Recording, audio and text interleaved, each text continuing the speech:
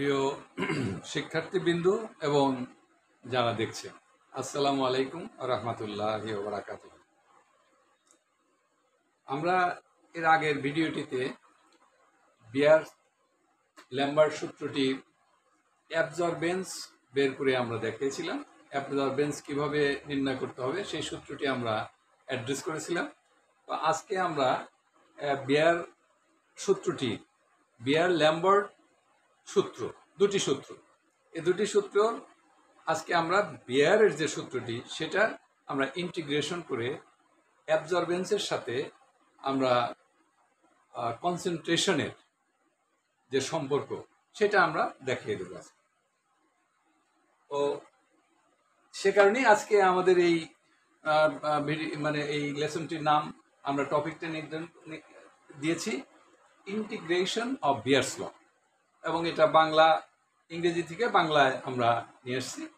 এবং বিয়ারের সূত্রে বলা হয়েছে দ্রবণ মাধ্যমে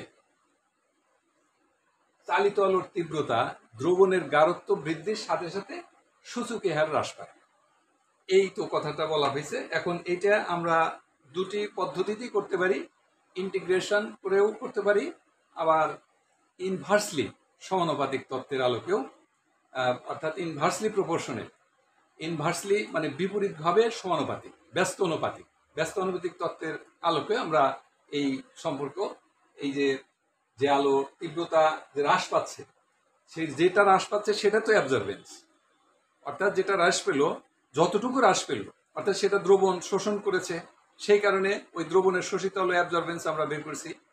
সেই অ্যাবজর্বেন্স আর তাহলে কনসেন্ট্রেশন এখানে আছে সূচকীয় হারে, দ্রবণের গাঢ়ত্ব বৃদ্ধির সাথে সাথে সূচকীয় হারে হ্রাস পায়।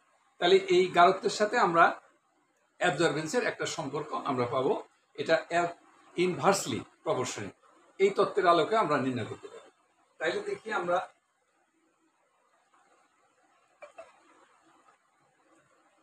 অ্যাবজর্বেন্স আমরা যেটা সূত্র নির্ণয় করেছিলাম সেটা A is equal to minus log T, এই একটা পেয়েছিলাম, আর A is equal to log 1/t, এই একটা পেয়েছি, আর A is equal to log 100/পার্সেন্টেজ ট্রান্সমিশন। এই তিনটা ফর্মুলা আমরা গত ভিডিওতে আমরা দেখেছি। তো আজকে আমরা যেহেতু যদি ইন্টিগ্রেশন করি, তাইলে আমরা দেখব যে এখানে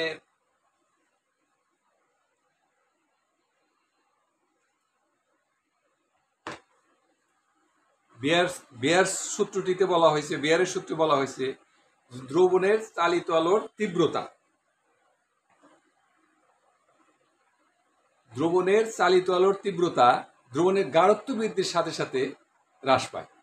তাইলে আমরা যদি এখানে দ্রবণের গাঢ়ত্ব ইজ ইকুয়াল টু সি ধরি, দ্রবণের গাঢ়ত্ব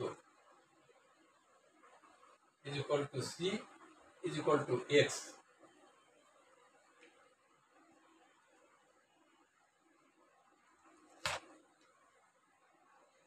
এক্স ইজ ইকুয়াল টু একটি স্বাধীন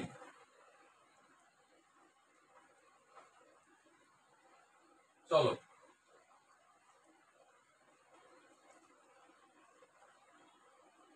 তাহলে দ্রবণের গাঢ়ত্ব যদি বৃদ্ধি পায় তাইলে চালিত আলোর তীব্রতার অনুপাত হ্রাস পায়, সূচকীয় হার হ্রাস পায়। তাহলে এই গাঢ়ত্ব, দ্রবণের গাঢ়ত্বকে সি ধরলাম এবং সেটাকে এক্স, গাঢ়ত্বকে আবার সি ধরলাম, তাহলে দ্রবণের গাঢ়ত্ব is equal to C is equal to X is equal to একটি স্বাধীন চলক।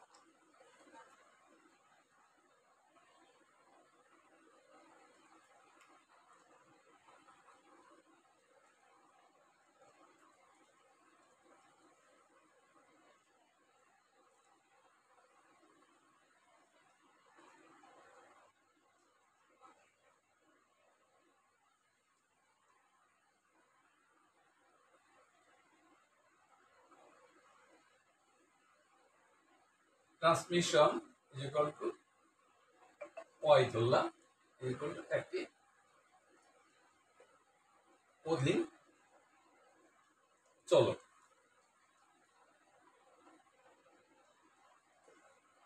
তাহলে এখানে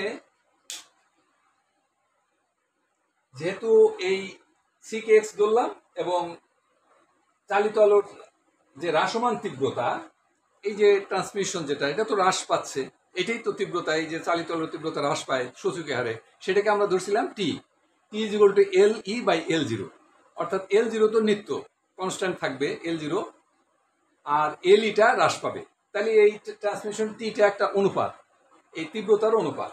তাহলে সেটার সেই চালিত আলোর হ্রাসমান তীব্রতার অনুপাত, সেটাকে টি ধরলাম এবং টি ইজ ইকুয়াল টু ওয়াই ধরলাম। এবার এটা একটি অধীন চলক, কেননা এক্স পরিবর্তন অর্থাৎ গারত্ব যদি পরিবর্তিত হয়, বৃদ্ধি পায়, তাইলে এই ওয়াই এর মানও হ্রাস পায়। তাইলে এখন আমরা একটি স্বাধীন চলকের ক্ষুদ্রাতি ক্ষুদ্র পরিবর্তনের ফলে অধীন চলকের যে পরিবর্তনের যে হার, সেটাকে আমরা বলি অন্তরক সহগ। তাহলে অন্তরক সহগের নিয়ম অনুসারে লেখা যায়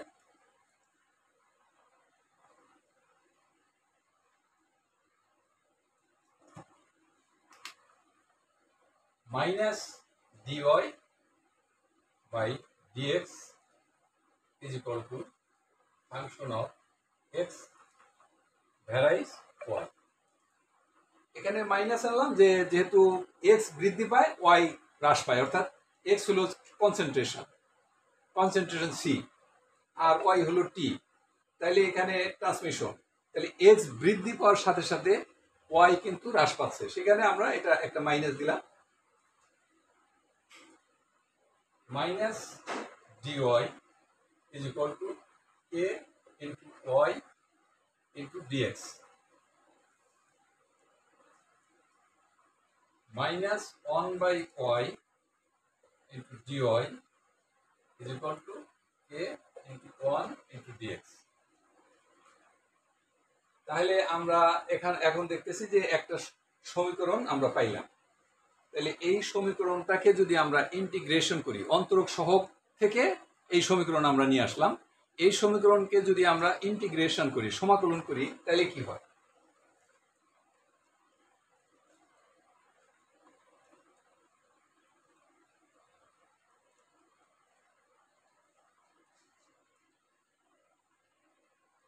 is equal to k summation of 1 into dx। তাহলে আমরা পাচ্ছি minus summation of 1 by d into d y is equal to k into summation of 1 into d x. এখন এটাকে আমরা যদি ইন্টিগ্রেশন করি,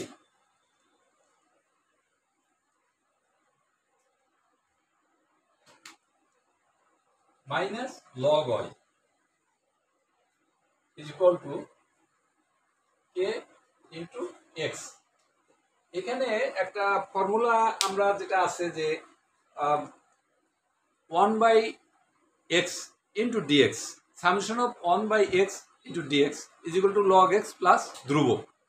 যেহেতু এটা আমরা গত ভিডিওতে দেখাইছি যে আমরা এই যে কনসেন্ট্রেশন যা ফাংশনাল কতটুকুর মধ্যে হয়, একটা সীমিত 1 থেকে 100, এর বাইরে তো আর এটা যায় না। তাহলে এটা যেহেতু 1 থেকে 100-র মধ্যে কনসেন্ট্রেশন ফাংশনাল, এর বাইরে তো আর যাবে না, সুতরাং এটা নির্দিষ্ট একটা সমাকলন।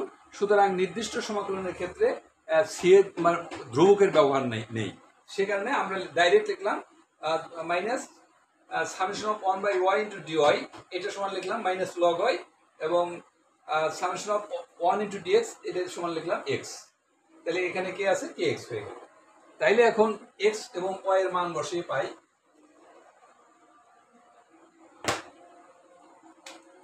এক্স এবং ওয়াই এর মান বসিয়ে পাই, যেহেতু ওয়াই সমান ধরেছি আমরা T, minus log T is equal to KC. তার মানে মাইনাস লগ টি, আগে আমরা ফর্মুলা জানি, minus log T is equal to absorbance A, A is equal to KC. এই বিয়ার্স ল থেকে আমরা একটা সূত্র এখানে পাইলাম। এর অর্থ দ্বারা এই যে দ্রবণের যে শোষিত আলো বা অ্যাবজর্বেন্স, সেটা দ্রবণের গাঢ়ত্বের সাথে প্রত্যক্ষভাবে সমানুপাতিক হয়। দ্রবণের শোষিতল বা অ্যাবজর্বেন্স উক্ত দ্রবণের গাঢ়ত্বের সাথে প্রত্যক্ষভাবে সমানুপাতিক হবে। তো এইভাবেও আমরা এটা নিয়ে আসলাম ইন্টিগ্রেশন করে। আবার যদি আরেক ব্যস্তানুপাতিক তত্ত্বের আলোকে যদি আমরা এইটা করি তাইলেও কিন্তু একই আসে। অর্থাৎ যেহেতু কনসেন্ট্রেশন সি বাড়বে যত, টির মান তত হ্রাস পাবে, তাইলে এটা ব্যস্ত অনুপাত, তাইলে কনসেন্ট্রেশন সি ভ্যারাইজ 1/t হয়। আবার এটা বলছে সূচকীয় হারে, যেহেতু বলছে দ্রবণের শোষিতল মানে দ্রবণের চালিত আলোর তীব্রতা দ্রবণের গাঢ়ত্ব বৃদ্ধির সাথে সাথে সূচকীয় হার হ্রাস পায়, তাহলে হ্রাসটা পাচ্ছে সূচকীয় হারে। তাহলে সূচকের কথাটা যখন আসবে তখন log log log of 1/t।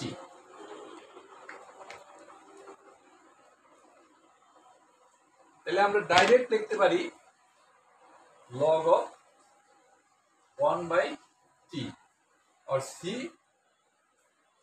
ck is equal to minus log t और minus log t is equal to kc। সেই একই সম্পর্ক আসছে, এই minus log T is equal to A, আমরা এটা জানি অ্যাবজর্বেন্স কেসি।